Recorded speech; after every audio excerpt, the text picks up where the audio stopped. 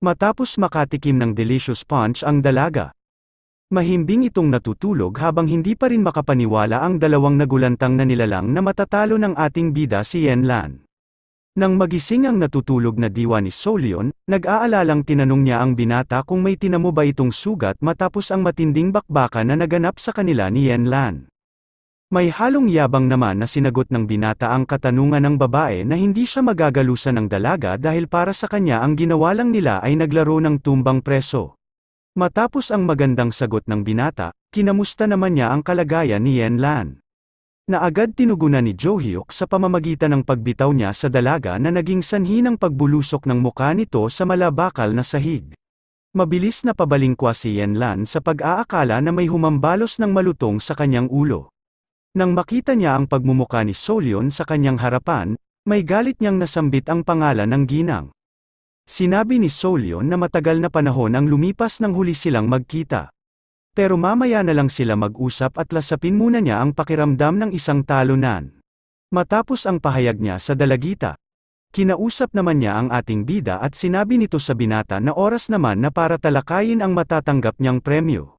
Dahil matagumpay ang paggulpi niya sa dalaga, kaya papahintulutan na niya itong makapasok sa labyrinth ng Grand Palace. Nakangiti at excited na sinabi ng binata na ano pa ang hinihintay ng babae at ituro na nito kung nasaan ang pasukan ng labyrinth. Kaya naman agad makikita ang paglalakad ng dalawang may sapak sa utak na nagmamadaling pumunta sa tarangkahan ng labyrinth.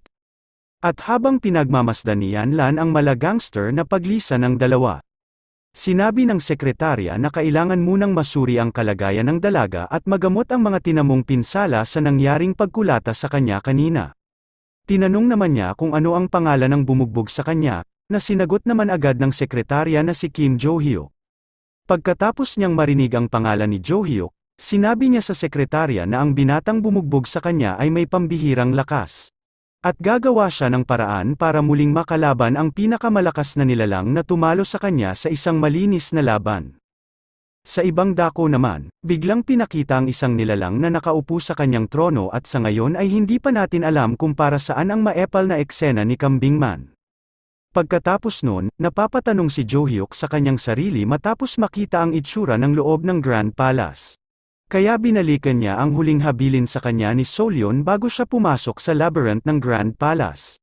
Dito nga pinapakita na sinasabi ni Solion sa kanya na ang Grand Palace ay isang natatanging labyrinth na katulad ng isang kastilyo. Ipinaliwanag pa sa kanya na kailangan niyang mag-ingat sa mga halimaw na tinatawag na buhay na baluti. At bukod doon wala nang ibang halimaw pa ang makikita sa loob ng Grand Palace. Nagtanong si Jo-hyuk kung gaano katagal siya maaaring manatili sa loob, na mabilis sinagot ni Solion na meron lang itong 5 oras para magpalaboy-laboy sa loob ng labyrinth. Matapos maalala ang huling habilin ni Solion, agad nag-umpisang maghanda ang ating bida dahil maikli lang ang 5 oras sa paggalugad sa malawak at parang maze na labyrinth. Kaya naman hindi na siya mag-aaksaya pa ng oras at mamadaliin na niyang tatalunin ang mga hahadlang sa kanyang ninanais na mapayapang pamamasyal. Hindi naman na nag-aksaya pa ng oras ang isang baluti at biglang sinalakay si Jo-hyuk para ipamalas ang kanyang talento. Dahil pasikat palagi ang datingan ng ating bida kaya naman hindi ito nagpatalo at sumugod din ito para salubungin ang pakitang gilas na baluti. Makikita natin na nakatikim ito ng malutong na hampas sa ating bida. At para mas ulit nito ang malutong na hampas kaya pinaliguan niya ito ng matutunog na pagbambo sa katawan ng halimaw na naging sanhi naman ng pagkakalasog-lasog nito. At makalipas ang ilang minuto, makikita natin ang ating bida na nakatayo sa gitna ng mga nagkalat na lata. At sinabi niya na naubos na niya ang mga gumagalaw na lata at tansan. Kaya naman nagsimula ng maglakbay ang ating bida sa loob ng labyrinth. At sa kanyang paglalakbay napapaisip siya na sobra na sa 20 kwarto ang kanyang napasok pero hindi pa rin niya natatagpuan ang kanyang pakay. Sa gitna ng kanyang paghahanap biglang nagsalita si Borche. Sinasabi sa kanya na lumingon sa kanan dahil kakaiba ang laki ng pintuan at tingin niya ay may opisina ito sa loob. Na agad naman pinasok ni Jo-hyuk para tignan at nang siya ay makapasok napansin niya ang larawan ng isang lalaki. Nasabi ng binata na tiyak na ito ay isang opisina. Pagkatapos nagtatakang sinabi niya kay Borche paano kung hindi pa ito ang hinahanap nilang opisina. Dahil maaaring ito ay opisina ng iba kaya naman pinayuhan ni Borche si Jo-hyuk para malaman nila kung nasa tamang lugar na sila. Hanapin niya kung meron itong lihim na silid at para mahanap ito mas maganda kung sisimulan niyang wasakin ang lugar. Masaya naman ang ating bida sa binigay na payo ni Borche at nasabi pa niya na kanina pa siya nagpapakahirap maghanap kaya maganda kung sisirain niya ang bawat silid na kanyang mapapasok. At nagsimula na nga siyang bambuhin ng kanyang kamao ang walang kamalay-malay na lamesa. Nagmukha naman siyang tanga sa kanyang ginawa dahil matapos ang pagwawala sa opisina. Makikita lang pala nila ang pintuan sa lihim na silid na hindi nakatago at ito ay ilan beses niyang tinapakan. Nang mapansin na niya ang pintuan ng lihim na silid, hindi na nagpaligoy-ligoy pa ang ating bida at pumasok na agad ito sa lihim na silid. Sa kanyang pagbaba sa nasabing silid biglang lumitaw na parang kabute ang system at nakasaad dito na kanya nang natupad ang binigay na mga kondisyon. Pagkatapos ng ilang sandali, nalipat ang ating bida sa ibang lugar at nakakita siya ng isang babae na naka-costume ng pang-Halloween. Tinanong niya ang babae kung sino ito at kung saan siya napuntang lugar. Sinabi naman ng babae na nagagalak itong makita ang binata at bago niya sagutin ang mga katanungan nito. Mas maganda ang pag-uusap nila kung uupo muna ang binata. Nang makaupo na si Jo-hyuk sinabi ng babae na siya ay isang gabay. Pagkatapos sinasabi niya na hindi niya alam ang kanyang tunay na pangalan dahil meron nilalang na kumuha ng kanyang pangalan. Nang marinig ng binata na nawalan ng pangalan ng babae, naalala niya ang mukhang alien na nilalang at tingin niya na ito ang kumukuha ng pangalan nila. Tinanong niya ang babae kung paano nagawang nakawin ang kanyang pangalan at ano ang posibleng motibo nito sa pagdekwat ng mga pangalan ng tao. Pinaliwanag niya sa binata na ang pakay ng nilalang sa pagkuha ng pangalan ay para gamitin ang kapangyarihan nila. Lahat ng mga nilalang ay nagsisimula sa kanilang pangalan at ang lahat ng kanilang ginagawa sa kanilang buhay ay nag-aambag sa kanilang mga pangalan. Kaya isang pangalan na may maraming tagumpay ay nangangahulugang mayroon silang malaking kapangyarihan. Sinabi rin niya na ninanakaw ang pangalan nila para i-absorb ang kapangyarihan ng taong may-ari ng pangalan. Tinanong ni Jo-hyuk kung ano naman ang nangyayari sa tao na ninakawan ng pangalan. Sinabi niya na siguradong pamilyar na ang binata sa tinatawag sa kanila ngayon at sila ang mga tinatawag na constellation. Nalabis ikinagulat ng ating bida ang kanyang naririnig at para makumpirma ang sinasabi ng babae. Tinanong niya ito kung isa na din siyang constellation na sinagot naman ng babae na tama siya na isa na siyang constellation. Pero ang tungkol naman sa binata ay isang kakaibang pangyayari. Dahil hindi ito naging constellation at na-reincarnate siya bilang isang tao. Hindi naman nagulat si Jo-hyuk na alam ng babae na galing siya sa nakaraan dahil inaasahan na niya na alam ito ng babae. Pero hindi niya alam kung ang kausap niya ang dahilan kung bakit siya muling nabuhay. Kaya tinanong niya ito kung siya ba ang nag-reincarnate sa kanya at kung ito din ba ang nagpapadala ng mensahe gamit ang isang system na bigla na lang lumalabas sa kanyang harapan. Ngunit hindi inaasahan ng binata ang sagot ng babae na hindi ito ang nagpapadala ng mensahe sa kanya at hindi din ito ang may gawa kung bakit siya na-reincarnate. Nalalaman niya lang ang mga bagay-bagay sa pamamagitan ng system na bigla lang din lumalabas sa kanyang harapan at nagbibigay ito sa kanya ng mga impormasyon. May seryosong pananalita naman na sinabi ni Jo-hyuk na gusto niyang malaman kung sino ang mukhang alien na biglang lumitaw sa Tower of Destruction. Sinabi naman ng babae na ang pangalan ng nilalang ay tinatawag na Maze Lord na may layunin mangolekta ng mga pangalan ng mga tao at dekwatin ang kanilang kapangyarihan. Sinabi ni Jo-hyuk na parang kakaiba ang binabalak ng nilalang at natanong niya din sa babae kung paano nagagawa ng Maze Lord na magpadala ng Tower of Destruction sa mundo nila. Sapagkat hindi ito isang bagay na maaari niyang magawa kung hindi niya pinamamahalaan ang mundong ginagalawan nila. At bigla naman napagtanto ng binata na kaya nagagawa ng nilalang ang ganoong bagay dahil siya na ang namamahala sa mundo nila. Sinabi ng babae na mukhang natagalan pa siya bago maunawaan ang mga bagay-bagay. Kaya naman pinaliwanag niya sa binata na ang mundong ginagalawan nila ay isa din sa mga maze. Ayaw naman paniwalaan ni Jo-hyuk ang sinabi ng babae kaya sinabihan niya ito na ikwento niya sa pagong. Hindi naman siya pipilitin ng babae kung ayaw niyang maniwala sa sinasabi niya. Pero wala naman siyang mapapala kung lolokohin niya si Jo-hyuk at wala din rason para sabihin niya ang ganun bagay sa kanya lalo na't limitado lang ang oras ng kanilang pag-uusap. Naniwala naman si Jo Hyuk sa sinasabi ng babae pero naalala niya ang kanyang mga disipulo sa nakaraan 300 taon. Sinasabi niya sa kanyang isipan na malaki ang tsansa na naging constellations din ang kanyang mga disipulo. Dahil may pambihira silang lakas at nagkaroon sila ng magandang pangalan dahil sa kanilang magagandang nagawa. At dahil naisip ni Jo Hyuk na mukhang nakulong din sa banal na sandata ang malalakas niyang disipulo. Kaya nasabi niya sa babae na mukha na lang silang tanga na naglalaro sa kamay ng Maze Lord na kahit anong gawin nila ay hindi nila magagawang manalo sa mukhang alien. Agad kumontra ang babae sa sinabi ni Jo Hyuk, at pinaliwanag niya sa mangmang na binata na ang muling pagkabuhay niya sa mundo ay may malaking papel na gagampanan. Dagdag pa niya na ang tingin niya kaya siya muling nabuhay ay para lamutakin ang Maze Lord. Hindi naman sumang-ayon ang binata sa sinabi ng babae, dahil ang muli niyang pagkabuhay at ang rason ng kanilang pagkikita ay baka paraan lamang ng paglalaro ng Maze Lord. Sinabi niya pa na baka ito din ang may gawa ng system para masunod ang kanyang ginawang laro. Nasabi naman ng babae na medyo bobo ang binata sa pag-aakala na gawa ng Maze Lord ang muli niyang pagkabuhay at ang system na nagpapadala ng mensahe sa kanila ay hindi din gawa ng Maze Lord. Nagtatakang nasabi ng binata na kung sigurado ba siya na hindi ang tukmol na Maze Lord ang may pakana ng lahat.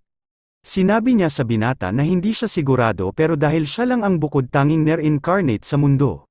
Kaya ang tingin niya ang nilalang na gumagawa ng mensahe sa system at ang muli niyang pagkabuhay sa mundo ay gawa ng nilalang na nakilala niya sa nakaraan. Habang naguguluhan ang utak ng ating bida sa mga impormasyon na kanyang nalalaman. Nagpakitang gilas naman ang babae sa pamamagitan ng pagpapakita niya ng kanyang mahika sa binata at sinasabi niya na hindi nila dapat palagpasin ang pagkakataon na ito. Nang mawala ang mahika, lumabas naman ang isang singsing na parang binili lang sa isang bangketa. Ibinigay niya sa binata ang singsing kasabay ang pagpapaliwanag sa kanya na ang bagay na ito ang gagamitin nilang panglaban sa Maze Lord. Humihingi naman ng maayos na paliwanag si Jo Hyuk tungkol sa singsing. Ngunit sinabi ng babae na wala na silang sapat na oras para mag-usap pa. Pero wag siyang mag-alala dahil sa mga susunod na araw ay maaring muli silang magkita at mag-usap. Bago pa man maghiwalay ng landas ang dalawang nilalang. Binili ng babae kay Jo Hyuk na ingatan niya ang singsing at matapos patunugin na parang magician ang kanyang daliri biglang napunta ang binata sa entrance ng labyrinth. Ngayon na alam na niya ang tunay na pasimuno ng mga kalokohan at kung sino ang may kasalanan kung bakit nagsimula na naman magulo ang mapayapa niyang pamumuhay. Kaya nang gigigil siya habang iniisip ang mukhang tukmol na Maze Lord at nasabi niya na buwakan ng ina ng Maze Lord magbabayad siya pag nagkatagpo ang kanilang landas. Matapos noon, nagsimula na siyang maglakad palabas ng labyrinth. Habang inuusisa niya ang singsing sa kanyang kamay, sinabi niya na wala itong kakayahan para palakasin siya. Kaya muli niyang naalala ang mga magic stone sa kanyang bodega. Sinasabi niya din na bago pa man magsimula ang malaking digmaan. Kailangan niya nang ma-absorb lahat ng magic stone para makabalik na siya sa dati niyang lakas at kahit hindi pa ito sapat para higitan ang kanyang nakaraan. Malaking tulong pa rin ito para makabalik agad siya sa dati niyang kapangyarihan.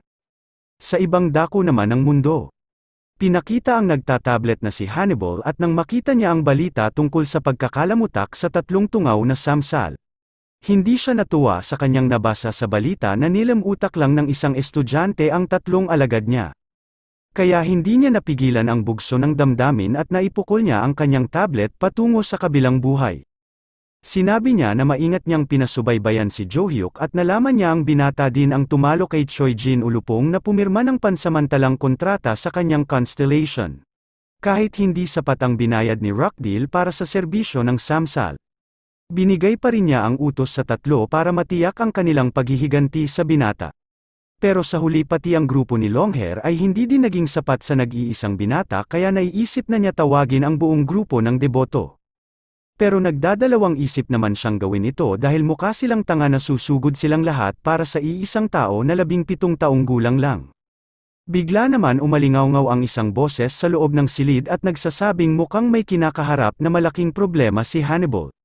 At ito nga ay si George na mas kilala sa tawag na taga-tapos, siya ang pinuno ng grupong tinatawag na First Species. Nasabi ni Hannibal na parang magnanakaw lang ang dating nga ni George dahil pumapasok ito nang wala man lang pahintulot sa may-ari ng silid. Kaya binalaan niya ito na sa susunod bago siya pumasok kumatok muna ito sa pintuan.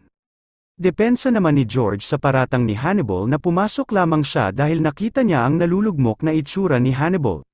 Pagkatapos ng kanyang paliwanag tinanong niya si Hannibal kung ang dahilan ba ng kanyang panlulumo ay dahil sa nagngangalang Joe. Dagdag pa niya na may atraso din sa kanya ang nilalang dahil isa sa kanyang alagad ang kinulatan ng binata. Tinanong ni Hannibal kung ang tinutukoy ba ni George na alagad niya ay si Desera Ventrek alias Boy Peklat.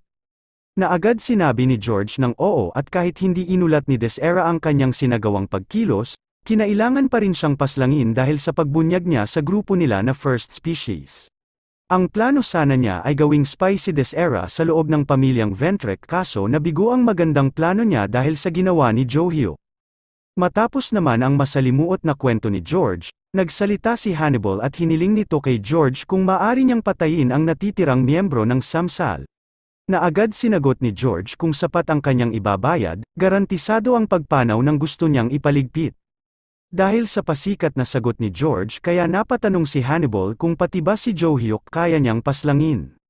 May halong kaba na sinagot ni George na hindi muna nila dapat pakialaman si Joe dahil ang binata ay target ngayon ng grupong tinatawag na Unang Kulto. Bigla na naman umeksena si Kambing Man na pinuno pala na mabait na grupong kilala sa tawag na Unang Kulto. Pinagpawisan naman ng malapot si Hannibal matapos marinig ang grupo ng Unang Kulto at nangangatal niyang sinabi na anong dahilan ng pagkilos ng siraulong grupo. Nasabi naman ni George na walang nakakaalam kung kailan sila kikilos at anong balak ng grupo nila. Dahil ang mga kasapi sa Unang Kulto ay mga baliw at hindi sila katulad ng grupo natin na pumapatay lang. Ang grupo ng Unang Kulto, tuwing kumikilos siguradong may delubyong magaganap. Sinabi ni Hannibal na narinig niya rin ang tungkol sa nakakatakot na gawain ng grupo kaya naman nagagalak siya na target nila ang perwisyong binata na si Joe. Babala pa niya kay George na sa oras na makisawsaw sila sa gagawin nila, maari din silang madamay kasama ang buong grupong kinabibilangan nila. Kaya sa ngayon ang magandang gagawin nila, maghintay na lang sa isang tabi habang kumakain ng chicharon bulaklak. Nang matapos ang usapan ng dalawa, lilipat ang eksena sa isang lugar kung saan makikita natin na pinapalibutan ng mababait na mga nilalang ang ating bida. Guys, kung nagustuhan nyo po ang ating seryosong recap sana po ay ilike nyo ang ating video. At pagpasensyahan nyo na po kung maikli ang video natin, hindi po kasi recommended ang mahabang minuto ng video, kasi po 8 minuto lang po ang tinatagal ng viewers po sa ating video. Sa mga natatagalan ng upload ko ng video pasensya na po sa inyong lahat. Halos magdadalawang buwan na po ako at ito pa lang po ang kinikita natin. Hindi pa po pwedeng makuha yan kaya next month pa kasi kailangan po umabot ng $100 or sa peso ay 5.5 bago siya makuha. At isa pa sa rason kung bakit natatagalan po tayo kasi po kailangan ko po magtrabaho at wala po akong ibang makukuhanan ng pangkain sa araw-araw kung hindi po ako magtratrabaho. Sa totoo lang may nakita na akong isasabay sa pinapanood nyo kaso wala po tayong time pero next month if makasahod na sa YT. May time na a-absent ako para makagawa ng video at kung sakaling nasa minimum na din ang bayad per video magfo-focus na po ako dito.